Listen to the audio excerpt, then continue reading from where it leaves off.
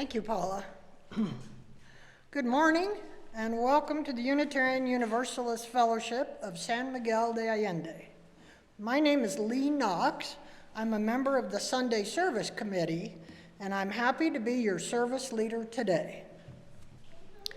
Our town is located on the ancestral lands of the Chichimeca, the Otomi, and the Nahua peoples, and we are making community by Zoom across Mexico, Canada, and the United States.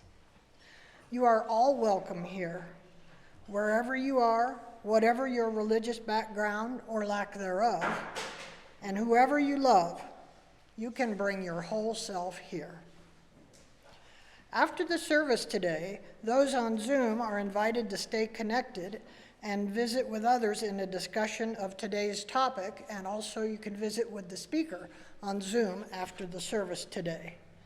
Those who are with us here at the Aldea can join us downstairs for coffee and cookies, which will be served under the palapa out by the pool. Remember to tip your coffee servers. If we have any visitors here today, would you please stand so that we can see who you are and personally greet you at the coffee hour after the service? Do we have any visitors? Oh, hello. Over here, welcome. Well, I hope you stay for the coffee hour. I'd also, like to welcome our newest fellowship members, Carla Yadira Espinosa Padilla and her son Jerome. Are you here today? Oh, hello. Our newest member. Carla and her son are San Miguel natives who live in the San Rafael neighborhood. Carla is a clinical psychologist who was attracted to our fellowship by our involvement in the San Miguel community. Her son is enrolled in our Young Explorers program. Welcome, Carla. We record our Sunday services, and we expect to post today's service on YouTube by Wednesday of this coming week. Our YouTube channel is a great resource. You can go to youtube.com and type in UUFSMA to access the great wealth of recordings we've collected there. You can also access it from our website. You can stop at the information table in the corridor after the service to find information about all we do in our busy fellowship and how you can become a member. You can also check the order of service and our website, which is uufsma.org, for more information. Our fellowship's 35th anniversary fundraising activities are still exceeding expectations, with more activities to go. On Tuesday, December 6th, there will be a book launch event at Cafe Murmullo on the Ancha. The author, Nobel Peace Prize nominee and member of our fellowship, Judith Jeanie, will read from her new book, Memories Don't Burn, which recounts her lifetime of work with the children affected by war all over the world. A portion of the book sales will benefit our fellowship. This is a free event, and there are limited seats. On Wednesday afternoon, December 7th, is the cookie baking event arranged by Mama Nora, the Las Mujeres Women's Group, and friends. Tickets for this event are $25 or 500 pesos, and it will take place at Tom and Malcolm's home out in Los Frailes neighborhood. Next, on Friday, December 16th, is the Sanctorum Sound Spa and Margarita Party at Jürgen Aller's house. Each guest will spend time in Jürgen's specially set up room in a zero-gravity chair enveloped in glorious sound, reverberating through the room and through their body. That sounds awesome. The tickets for this event are $35 and are limited. And then on Tuesday evening, December 20th, there will be a candlelight cookies and caroling event at Tom and Malcolm's house. This will be a free event. You can sign up for these events at the sign-up table over here after the service, or by emailing Diana Amaya at info.uufsma@gmail.com. Also, as part of our 35th anniversary fundraising is our 35 and Thriving online silent auction. There are more than 50 items to bid on, from special dinners to trips to workshops and lessons. There's beautiful artworks and custom-made items, all donated by members and friends of our fellowship. You can learn about those items also over at the sign-up table. Many items have starting bids as low as $35. You can see all the items as well as bid on them by going to our website and clicking on the auction link. We welcome your feedback. You can share your written comments on the back of our order of service and hand it to an usher or someone at the information table as you're heading downstairs. Today, our guest speaker, Jeanie, who is a member of our fellowship, will talk on the subject of addiction recovery, specifically the sometimes controversial relationship between Alcoholics Anonymous and Unitarian Universalists. As a fellow recovering alcoholic myself, I'm really looking forward to what he has to say. Now, let me light our chalice, the symbol of our shared time together.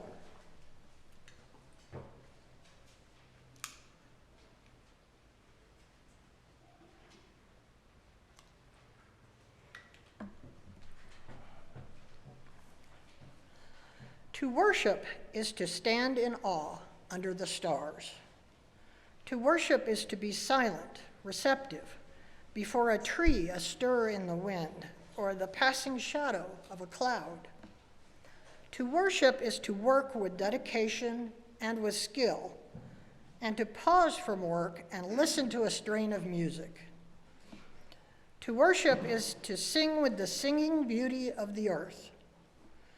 It is to listen through a storm to the still small voice within. Worship is a loneliness-seeking communion. It is a thirsty land crying out for rain. Worship is kindred fire within our hearts. It moves through deeds of kindness and through acts of love. Worship is the mystery within us, reaching out to the mystery beyond. Let us now join our voices together in song, hymn number 361, Enter, Rejoice, and Come In. The lyrics will appear on the screen. I invite you to stand as you are willing and able, and to remain standing after the hymn while we read our covenant.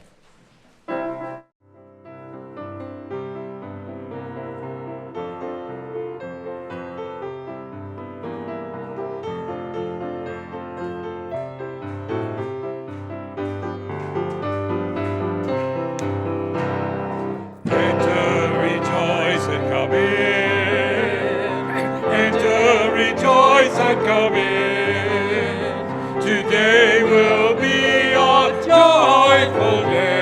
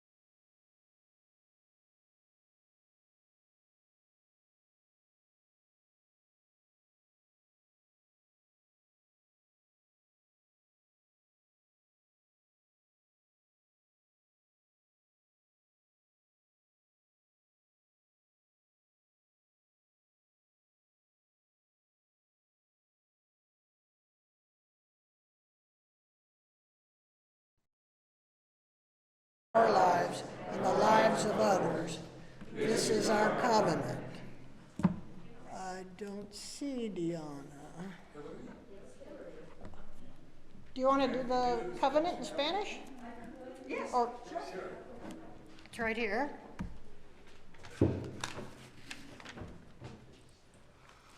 Respetamos todos los estilos de vida dentro de su red interdependiente. Trabajamos por un mundo justo y pacífico. Alentamos la búsqueda de la verdad y la comprensión total.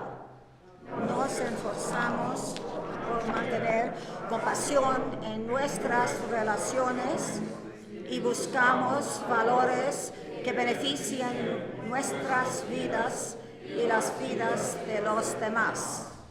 Este es nuestro convenio.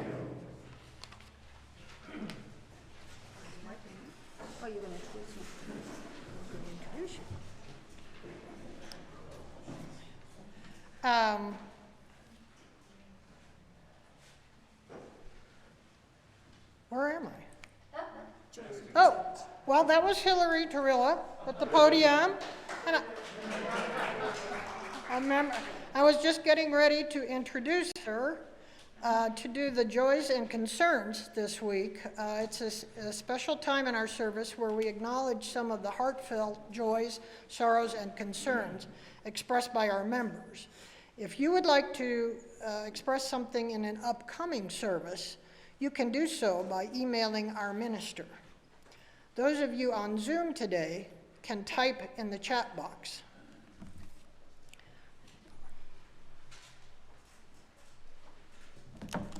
Hilary? As Lee said, my name is Hilary, and it's my privilege to introduce joys, sorrows, and concerns to you this morning. We light our first candle, continuing to hold Bob Calt and Christy McGue in our thoughts and prayers. This week, Bob got some very positive news on the progress of his treatment. With this candle, we celebrate that news and send them the love, positive thoughts, and prayers of this community as they continue on this treatment journey together. Okay, our next candle is to acknowledge this Thursday, December the 1st, which is World AIDS Day. We light this candle in remembrance to all those who lost their lives to this disease, and with joy and hope for the millions who are living productive, healthy lives because of ever-improving HIV treatment. A candle of joy for good wishes for Betsy Davis, who had a minor health incident this week, but is doing well. A candle of concern for Marjorie Boren, who is recovering from COVID and welcomes the fellowship's best wishes. And our fifth candle of concern for a fellowship member who is going through an extremely difficult and painful time with their partner's serious illness. Please send comforting thoughts and prayers for this couple. And our final candle, as we have been doing for nearly a year, believe it or not, we light our final blue and yellow candle for the people of Ukraine who are now suffering greatly because of the bombing of their infrastructure, depriving so many of heat and electricity at this cold time of the year. We also remember all those who have died, sustained injuries, or have been displaced as a result of this unjust and unprovoked war. Are there any in the chat box? Let's see. Okay, yes. Concerns for all local indigenous life of the Pacific Ocean. And from Kathy Canepa to everyone, A joy from Athy and Dan for our visit with our children and grandchildren, now in car returning to SMA. Our final candle, one more, Lee. Our final candle for all those joys, sorrows, and concerns that are held deeply in our hearts but remain unspoken this morning.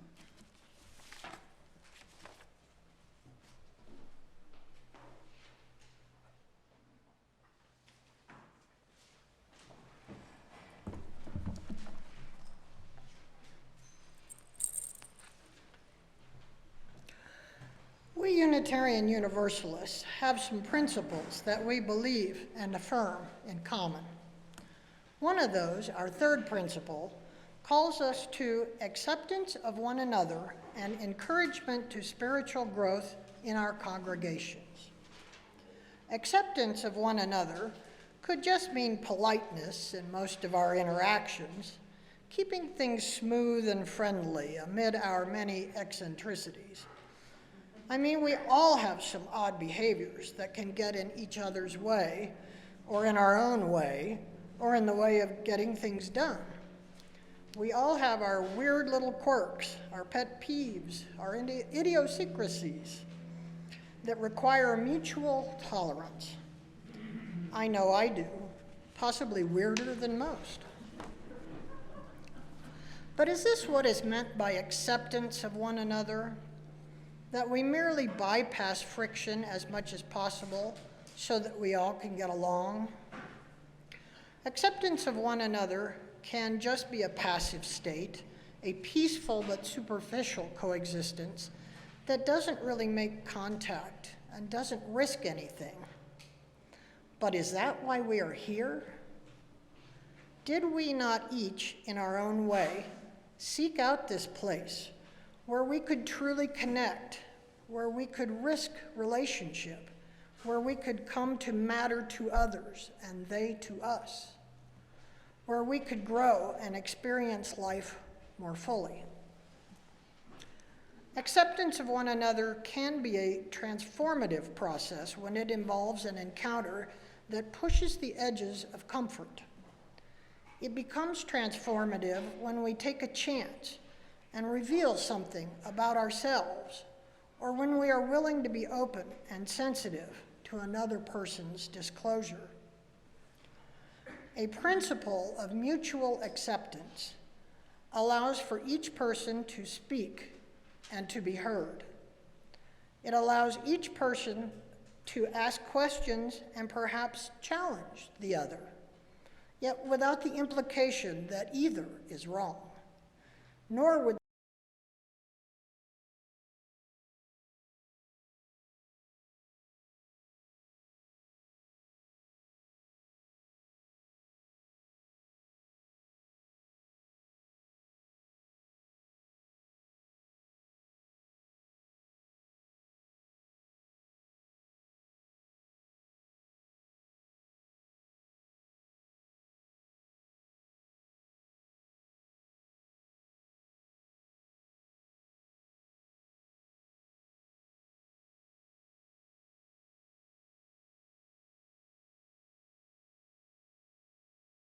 best selves. I invite you now to stand, as you are willing and able, to sing hymn number 318, We Would Be One. The words will appear on the screen, and Malcolm and Tom will come up and sing.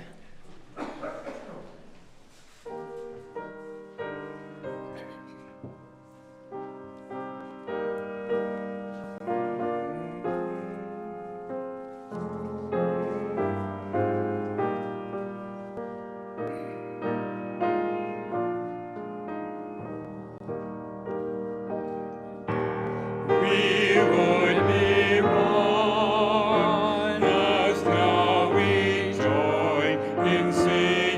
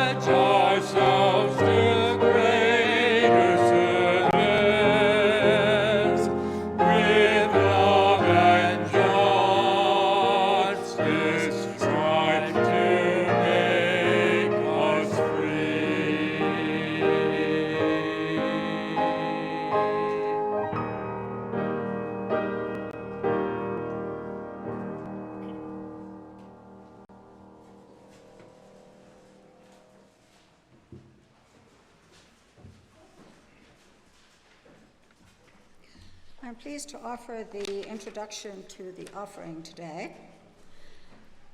We strive to be a loving community to each other and to the wider community that we are part of, and where there is a great deal of poverty, with the problems poverty brings. Our fellowship's income is used to serve both. Our fellowship gives meaningful grants to organizations that serve and make a difference in the Mexican community. We support scholarships for promising students, food programs, children's health services, and environmental programs, plus support deported American nationals returning here and migrants desperately traveling north from Central America. Our income is also used to produce our Sunday services with speakers from Mexico, the US, and Canada. Our wonderful staff makes possible our newsletter, website, and high-quality production of our Sunday services. And having a professional minister allows for a well-founded Unitarian Universalist platform for sharing open and inspiring Sunday services. To paraphrase a reading from our UU hymnal, we all have so many needs, 1,000 prayers, 1,000 needs that really only need one answer.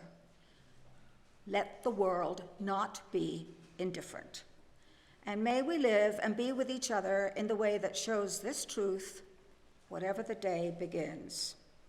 I'd like to add just a couple of sentences here on the act of generosity that I happened to find as I was doing my research, and I think they will resound with you.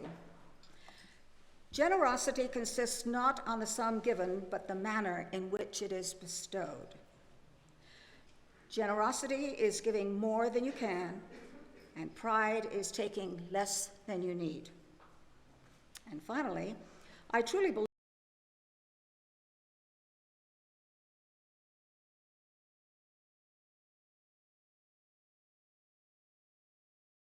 be a time to honor towards the common good. Your contributions will be, as usual, most gratefully received.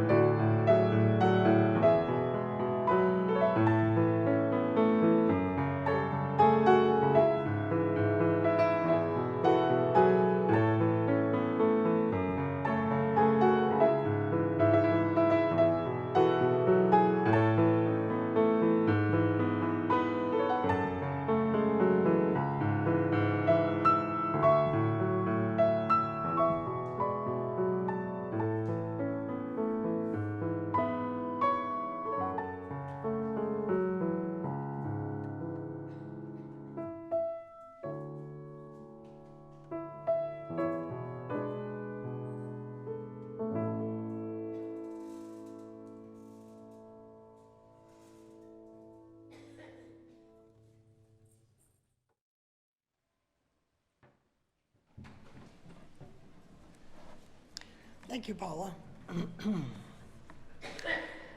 I'd like to introduce today's speaker. Gene is a fairly new member of our fellowship, and we are pleased to have him speak to us today on the subject of AA and UU. Gene? Good morning, everyone. So a couple disclaimers here real quick. One is just let you know I am breaking my anonymity with all of you today here and on Zoom. Hi, Zoom people. And that's why I'm not going by my last name. So I'm breaking it to you, but if you could do me a favor when talking with the outside community, if you could guard my anonymity out of respect for the community. Of course, I know there's no gossip in San Miguel de Allende, so I guess we don't really have to worry about it. The other thing I wanted to let you know is I do not speak for AA any more than I speak for Unitarian Universalism. So these are just my personal research and personal opinions. Now, by a show of hands, I want to ask you, how many people here, if you don't mind, have a family member or a close friend who currently suffers or has suffered from an addiction, alcohol, drugs, food, sex, gambling, you name it? Zoom people, you can raise your hand too. About two-thirds. So I think that explains why we're talking about this subject today. So what we're going to do here, and I also wanted to let you know regarding the title of this talk, AA and UU, it does need to be clarified that AA did not exist till 1935. Unitarian Universalism didn't exist until 1961. The title I chose, however, was simply too good, so I hope you'll indulge me. The history of Unitarians and the history of alcohol and alcoholism share a long, intertwined history, and all before 12-step recovery programs came into existence. So in the modern era, UUs are pro-drinking. We have circle dinners, wine tasting tours, margarita parties, and so forth. And this seems correct to me, personally. I'm not a reformer.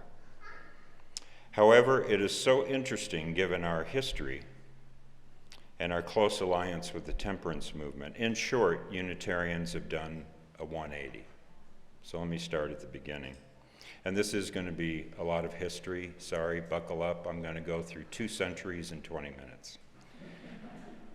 So according to Wikipedia, the temperance movement was born with Benjamin Rush's 1784 tract, An Inquiry into the Effects of Ardent Spirits upon the Human Body and Mind, which judged the excessive use of alcohol injurious to physical and psychological health. Now, Dr. Rush, who was a founding father and signer of the Declaration of Independence, pioneered the therapeutic approach to addiction. Prior to his work, drunkenness was considered sinful and a matter of choice. Helen Thompson at Smithsonian Magazine writes, quote, "Many historians argue that Rush's philosophy ultimately shaped how Western doctors treat alcoholism today." Now remember, he wrote this only 8 years after the Declaration of Independence. Now she goes on to speak of Emma Green at The Atlantic, citing Rush as, quote, "one of the first doctors to talk about alcoholism as a progressive disease." Dr. Rush was, by and large, a Unitarian. Both Unitarians and Christian Universalists claim him. Now, temperance, it should be stressed, promoted moderation of alcohol. Dr. Rush felt cider and beer could be acceptable, but that hard liquor should not be consumed. He was concerned about the future of the newly founded United States. So the temperance movement, it grew exponentially during the Second Great Awakening of the 1820s and 1830s. So the Second Great Awakening, this was a Protestant religious revival. And the early temperance fellowships were morally and religiously based and incorporated abolition. So society would be greatly improved if there was no drunkenness or slavery. By 1831, there were more than 24 women's organizations dedicated to the temperance movement. Around this time, teetotalism emerged. You've heard the phrase teetotaler.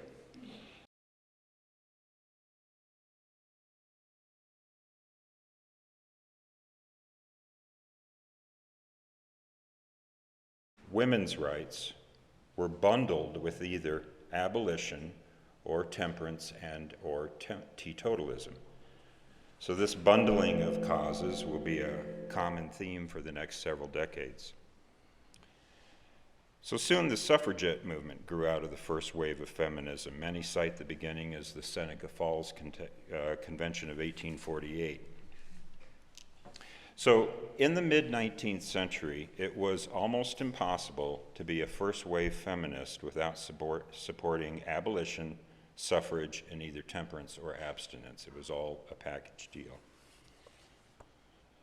So anyway, now enter the Unitarians again. Three high-profile women associated with the temperance movement mid-century were Amelia Plummer, Elizabeth Cady Stanton, and Susan B. Anthony.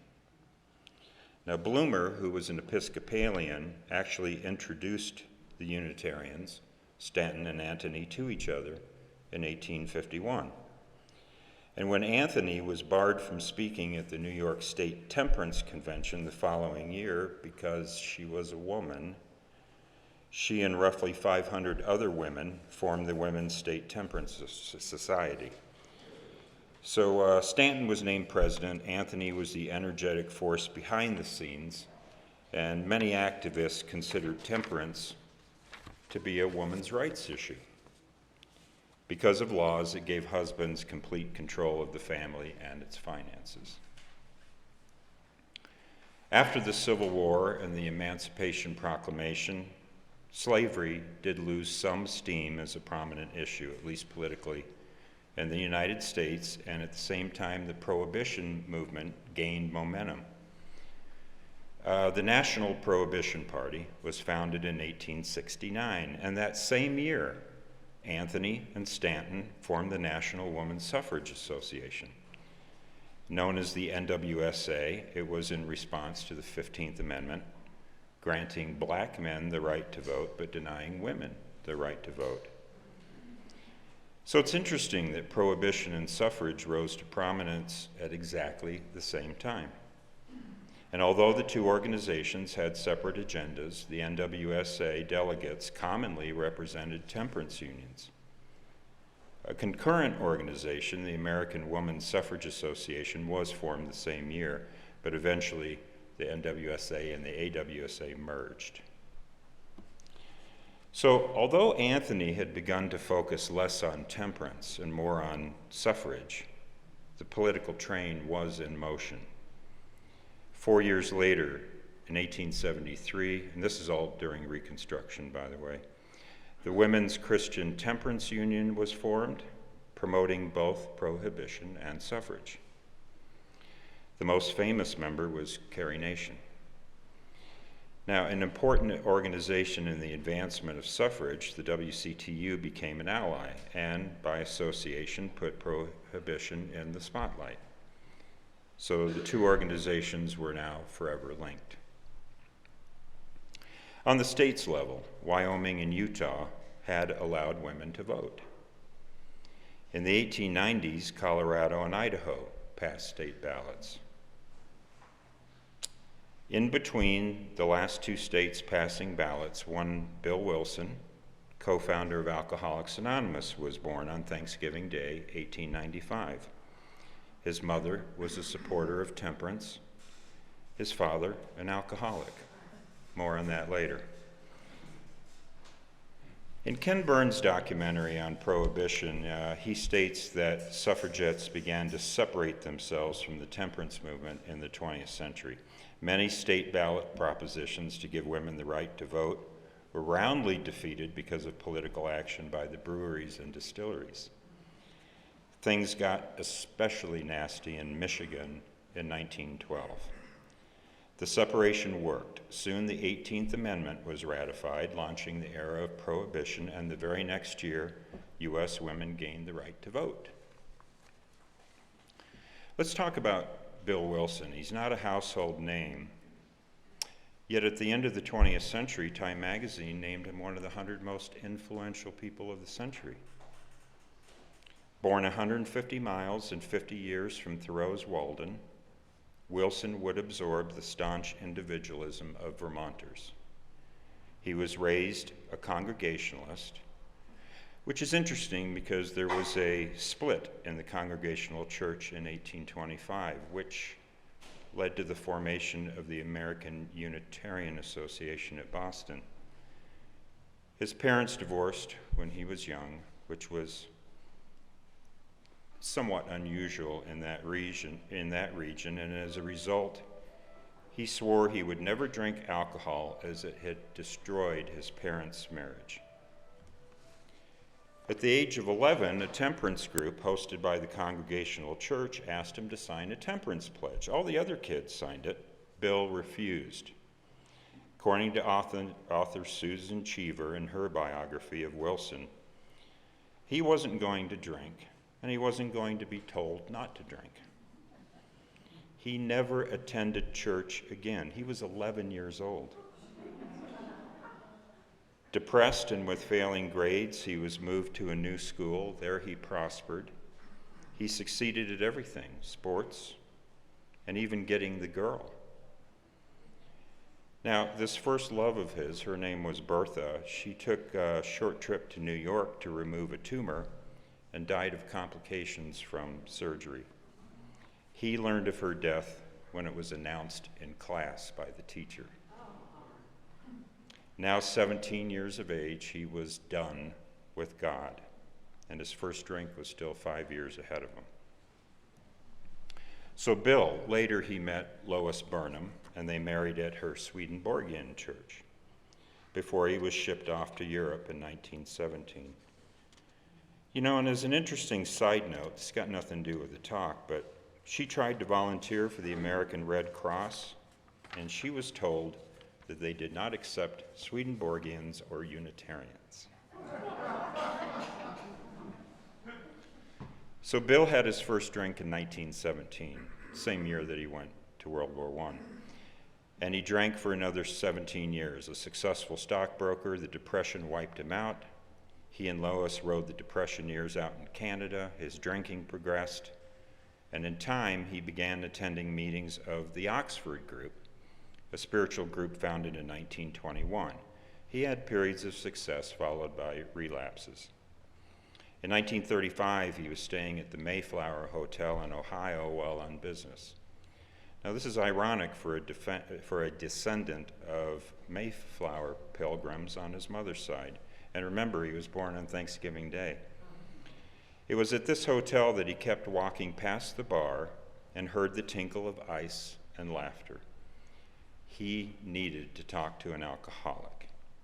He was referred to Dr. Robert Smith, known to the fellowship as Dr. Bob.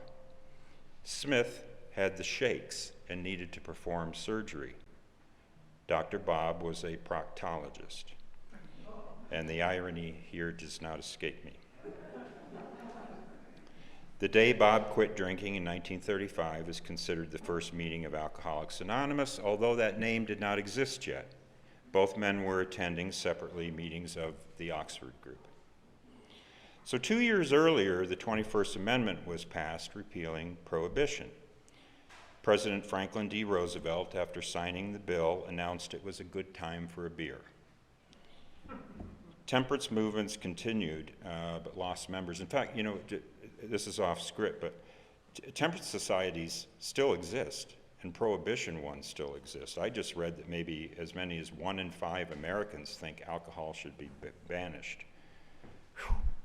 So anyway, I believe it was during this time that the Unitarians, as well as the rest of the country, pivoted. In 1939, Bill and Bob self-published a book called Alcoholics Anonymous, which then cemented the name. And the first sermon ever preached about the publication was given by a Unitarian minister in Cleveland. That same year, Reverend Dr. Dilworth Lupton. And he praised AA for its universality.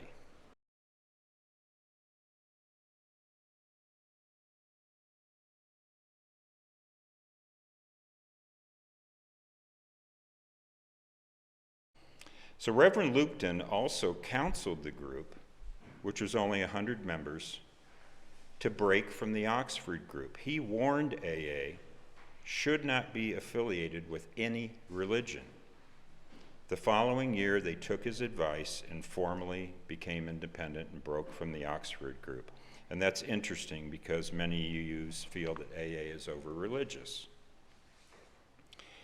Ian Ellis Jones gave a sermon in Sydney, Australia in 2005, and I think he's more eloquent on this topic. So let me quote from his sermon. According to Ellis Jones, in an article entitled 12 Steps, 7 Principles You Use in Alcoholics Anonymous, and that was an article published in UU World in 2000, he then talks about the, sorry, I was weaving a little bit, but the author of the article, Michelle Huneven, she wrote something very interesting, quote, "The most salient characteristic of the responses to our query of UU alcoholics and their friends was a polar split between Unitarian Universalists who embrace Alcoholics Anonymous and UUs who reject it, both on the same grounds, what I call the God issue. The split is not unique to UUs. AA's religious or spiritual content has led to resistance since the program's inception, when AA was attached to the Oxford group movement, a progressive English spiritual group that sought a return to the spiritual principles and values of early Christianity."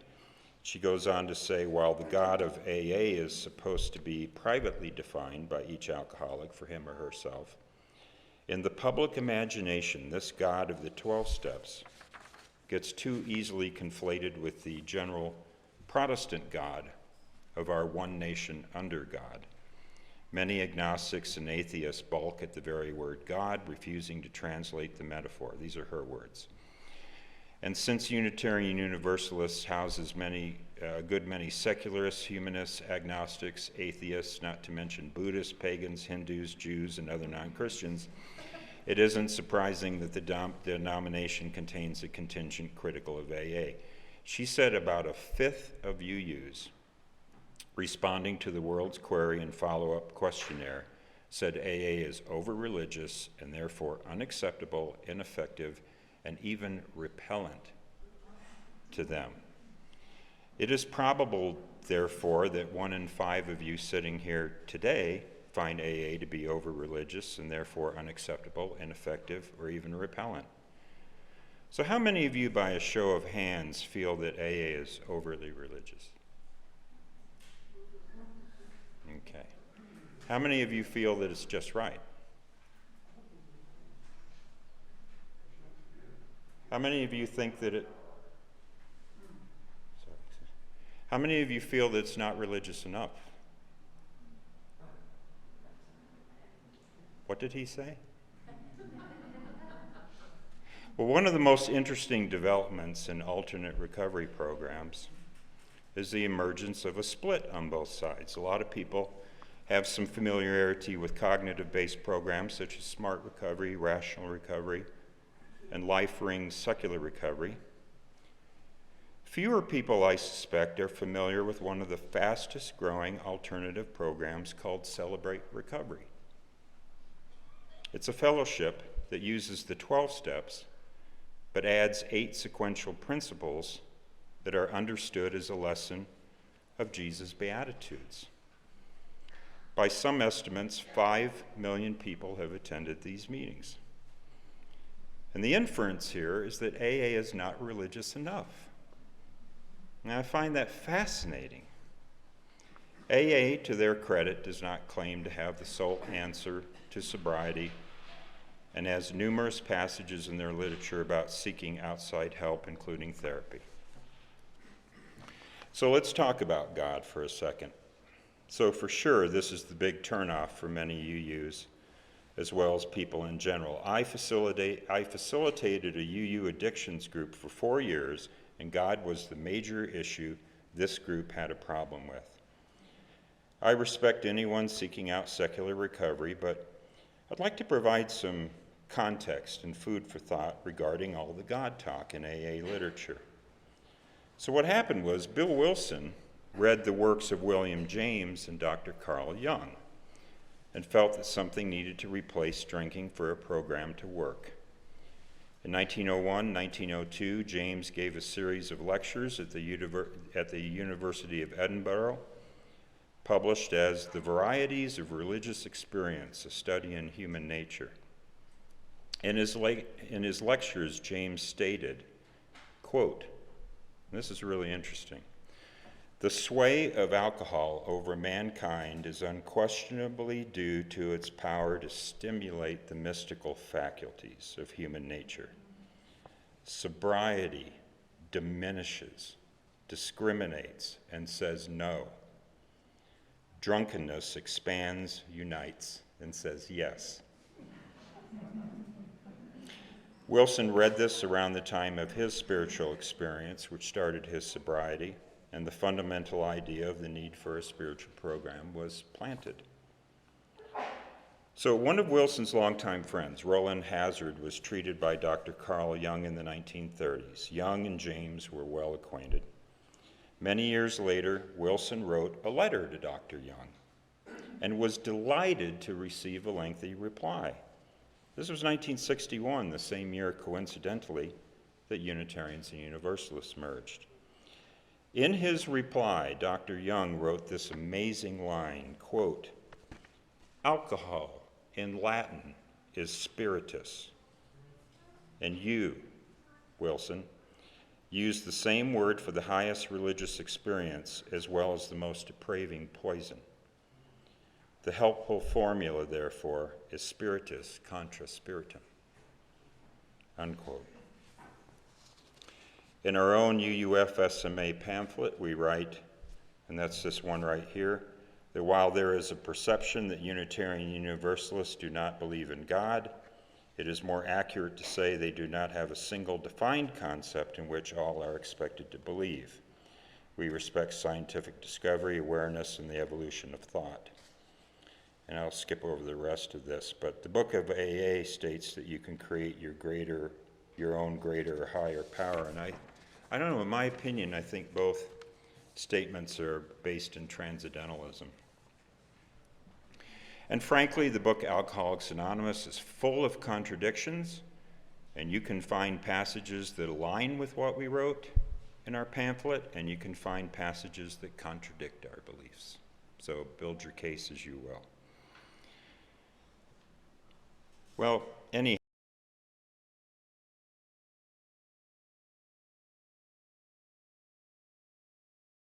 I had never heard of him. That same year, I had my first drunk when my friend and I stole a bottle of wine from a grocery store and shared it on the mile-long walk home. That started 28 years of drinking. And I'm grateful today to be a member of Alcoholics Anonymous and Unitarian Universalism, and I've made peace with both. Thank you.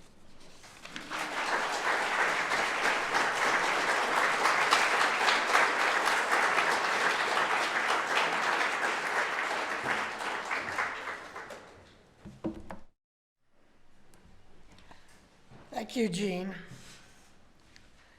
Now, let's join our voices together to sing our closing hymn, number 205, Amazing Grace. I invite you to stand as you are willing and able.